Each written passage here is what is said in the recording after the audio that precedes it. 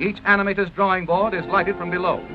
He looks through the paper at the character he has previously outlined and draws the next movement in correct position.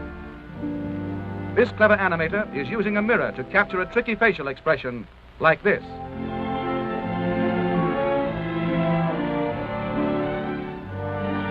Let's move along to the test camera department. Here the animator's rough drawings are photographed in sequence, one at a time. This film is developed and returned to the animator, who checks to see how good it is by running it in a small projection machine called a moviola. In this moviola, as the animator runs his film backward and forward, we catch a graceful glimpse of the screen's newest heroine, Snow White herself. Now we're in one of the studio projection rooms, where Walt and his staff study the rough animation of a sequence about the 7 lovable little dwarfs.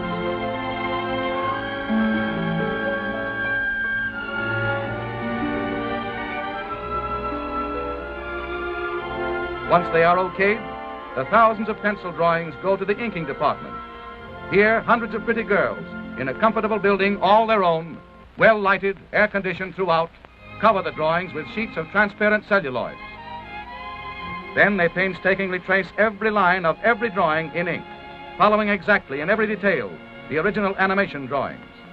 Now the picture moves into its final stage, color. In the studio paint laboratory, all colors used are made up from secret formulas. Expert chemists develop more than 1,500 different shades of color for Snow White and the 7 Dwarfs. The ink celluloids next go to the painting department, where more pretty girls apply the final colors on the back. Snow White and the 7 Dwarfs required 250,000 celluloids painted like this one. In another department of the big Disney studio, artists delicately paint the beautiful stage settings for the picture. These backgrounds are done in watercolor. Artists work for months on backgrounds like the interior of the 7 Dwarfs' cottage. But the colossal task isn't finished even yet. The celluloids and backgrounds must still be photographed by the master camera in Technicolor. Here the operator puts a Donald Duck celluloid on top of a background as the overhead camera exposes one frame of film. To photograph Snow White and the 7 Dwarfs, this operation had to be repeated more than 500,000 times. Next, the film passes into the hands of technicians, and the sound effects are recorded.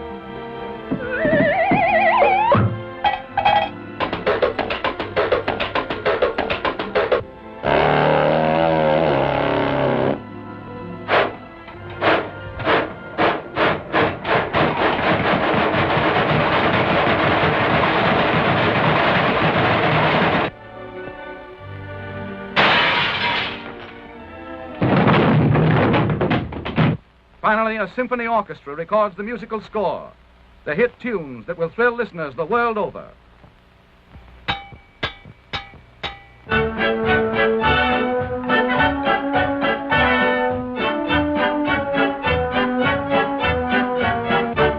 Now comes a crucial moment, the picture's world premiere in Hollywood.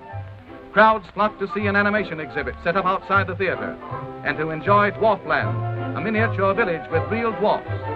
When the picture opens at the famed Carthay Circle Theater, every star and executive in the movie colony turns out to pay tribute to the genius of Walt Disney. Leo Spitz, president of RKO Radio Pictures, Mickey and Minnie Mouse, and Donald Duck, Bob Burns and the 7 Dwarfs, Shirley Temple, Marlene Dietrich and Doug Fairbanks Jr., Luella Parsons, famous movie critic, and Walt Disney himself to present to the world his greatest achievement. Next day, newspaper and magazine critics rave about Snow White and the 7 Dwarfs, says the usually hard-boiled reviewer of Time magazine.